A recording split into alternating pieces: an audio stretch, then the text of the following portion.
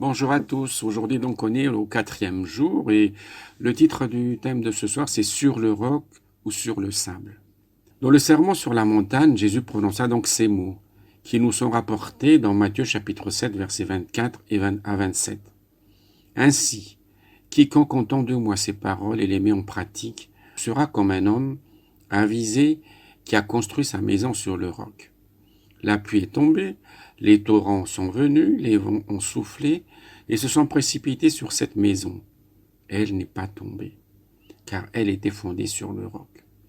Mais quiconque entend de moi ces paroles et ne les met pas en pratique sera comme un fou qui a construit sa maison sur le sable. La pluie est tombée, les torrents sont venus, les vents ont soufflé et se sont abattus sur cette maison. Elle est tombée et sa chute a été grande.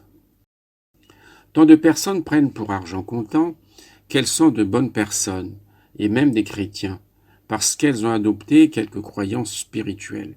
Mais elles n'ont pas incorporé dans leur vie quotidienne les valeurs présentes dans les enseignements de Jésus.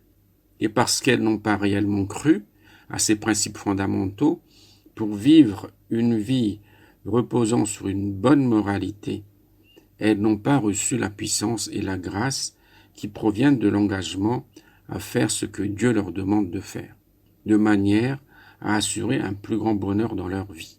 Nous révélant le secret de tout mariage heureux.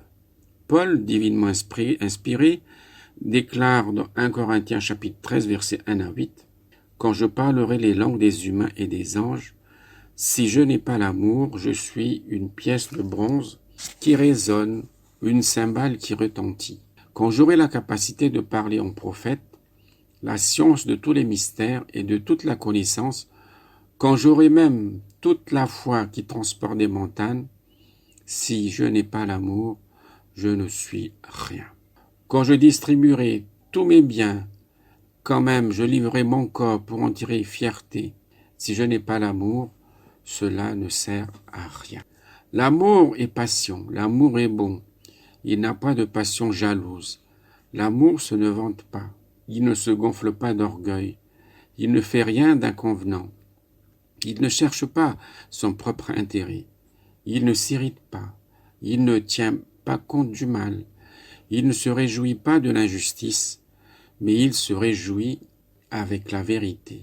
Il pardonne tout, il croit tout, il espère tout, il endure tout. On ne peut nier que Dieu ait institué le mariage et la famille pour être une source de bénédiction et de bonheur pour les êtres humains.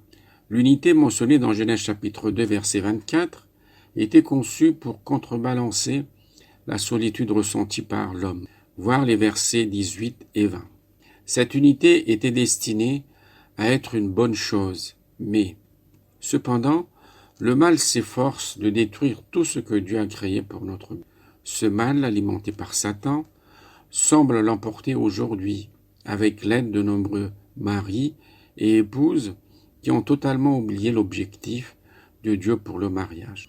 En réfléchissant aux solides principes de moralité et de décence exprimés dans la sagesse des écrits bibliques, vous devez vous demander si vous construisez votre mariage ou votre famille sur le roc ou sur le sable.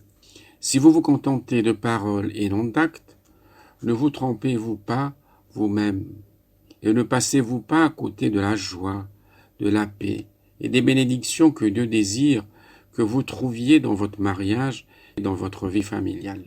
Bien que nous ayons tendance à oublier que le plan de Dieu est parfait et a été conçu en vue de notre bien-être, il est important de prendre la décision personnelle d'aller à lui, d'apprendre de lui et de recevoir la puissance qui vient de lui pour mettre ses plans en pratique dans notre vie.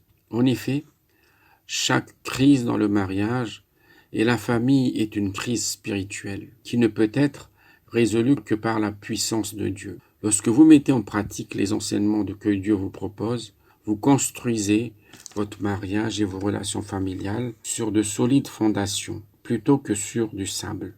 Nous savons aussi que chaque crise dans le mariage et la famille est une occasion de progrès. Aujourd'hui est votre occasion de progresser. Pour avoir un magnifique mariage et une magnifique famille, il est important que nous ayons une excellente éducation au sein de nos relations familiales. Nous passons souvent à côté de ces excellences, relations, à cause des habitudes que nous avons acquises dans notre famille d'origine.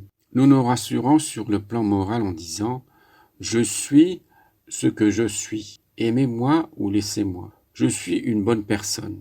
Je suis volontaire pour nourrir des SDF et je contribue à de nombreuses entreprises charitables. » Construire vos relations conjugales et familiales sur le roc signifie mettre en pratique les enseignements éthiques de Jésus-Christ plutôt que construire vos relations familiales sur le sable de vos propres opinions ou de celles que vous propose la moralité dissolue de notre époque.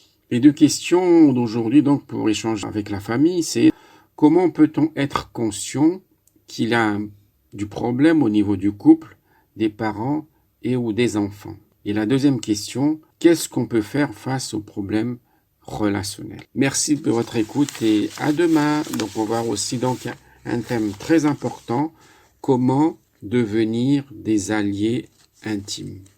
Au revoir.